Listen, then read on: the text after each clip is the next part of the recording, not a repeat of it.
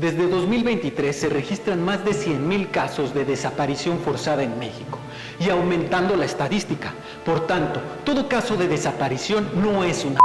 como dicen en las redes sociales, tampoco es una cortina de humo, ni un suceso que está siendo politizado. Más bien está íntimamente ligado a la responsabilidad de los partidos políticos, funcionarios públicos y gobiernos, pues son ellos los que se adjudican la manera de regirnos. Es decir, son ellos los que erigen la política de este país y por tanto los principales responsables de salvaguardar la seguridad de los ciudadanos. Y en muchos casos han sido ellos, el Estado, los criminales victimarios de desaparición forzada. Hoy en día, la mayoría de las desapariciones que ocurren en este país, como se ha comprobado con el caso de Teuchitlán en Jalisco, son por el crimen organizado, bajo una imitación de los gobiernos que en otra época lo hicieron tan cotidiano como indiscriminadamente, a razón dolosa de ser categorizados como crímenes de lesa humanidad.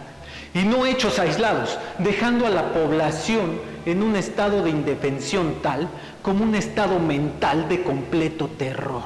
Y es que se ha practicado sistemáticamente de una forma tan organizada que una desaparición que debiese ser una emergencia nacional la han convertido en un caso más, normalizando las desapariciones en la mente popular, que en palabras del ciudadano que no ha sufrido la pérdida de un familiar en esas circunstancias, les parece pura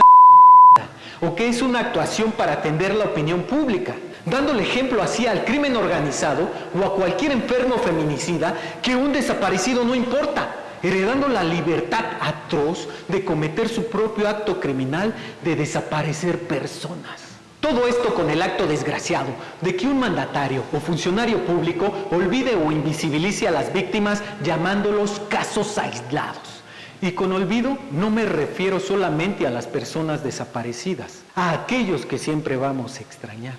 sino a todo su círculo afectivo, que son los siguientes afectados, en los que se perpetúa una sensación de incertidumbre, donde el familiar siempre va a lidiar con el sentir de que su desaparecido ya ha muerto. Y en otras tantas veces sentirá que su familiar sigue vivo, con carencias, con la duda de saber si ya comió, si tiene frío, si duerme bien o si le han hecho daño. Los dejan en este estado mental de incógnita. Familias enteras consumiendo sus recursos laborales, económicos y de relaciones humanas hasta debilitar la mente y el cuerpo. Muchos han muerto esperando la respuesta de las autoridades por saber del paradero de su desaparecido, qué sucedió con él y si aún existe. Es clara la carente actuación de todos los gobiernos, obviamente desde aquellos que han cometido dichas atrocidades, como los asquerosos priistas y otro tanto los panistas con sus guerras de narcos, inclusive los gobiernos de izquierda que poco han actuado, en específico el de López Obrador, que solo eliminó la llamada verdad histórica para los medios de comunicación, pero dejó a los padres de los 43 desaparecidos de Ayotzinapa en un tema sin justicia. E incluso, en una batea de babas mañaneras, los convirtió hasta en enemigos de su gobierno, a través de la absurda opinión pública sin criterio, tendida desde los seguidores de los apoyos sociales y públicos. Y con ello, es debido recordar que su gobierno en parte ganó las elecciones por la falta de esclarecimiento de los desaparecidos de Ayotzinapa, pero también su promesa de enjuiciar expresidentes mexicanos por desapariciones y genocidios de gobiernos priistas y panistas, promesa que esquivó con una consulta social que preguntaba algo que ya había prometido en campaña: el juicio a expresidentes, en una votación sin difusión gubernamental y sin su aplastante respaldo de opinión que como presidente tenía Andrés Manuel.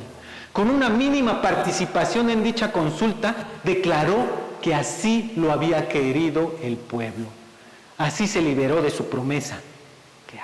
Fue una decepción para todo familiar víctima de desapariciones, que les acrecentó sus esperanzas de justicia en casos como la Guerra Sucia, la masacre de Aguas Blancas, Acteal Chiapas, caso Alvarado, caso San Fernando Tamaulipas, el caso de los 43 y todas las fosas clandestinas de Jalisco y Guanajuato, dejando a las familias indefensas en un abandono total, y al mismo tiempo a toda la sociedad mexicana, pues en cualquier momento podríamos ser los siguientes. Y sabemos que en casos tan polémicos todo mundo intentará meter las manos, como dice la presidenta,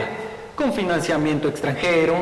privado o por intereses políticos. Sea verdad esto o no, lo que no se elimina y que sí podemos asegurar que exalta como una realidad innegable es que en este país la desaparición es generalizada y sistemática. En un país donde el sentimiento acostumbrado es de precaución por miedo a ser robado, asesinado o desaparecido, lo que nos surge es la paz. Y como siempre lo hemos dicho, sin justicia no hay paz. Y mientras todo aquel participante criminal de lesa humanidad no sea enjuiciado y sentenciado, la verdad que deje cualquier gobierno será esa verdad histórica, llena de mentiras y de asquerosas complicidades.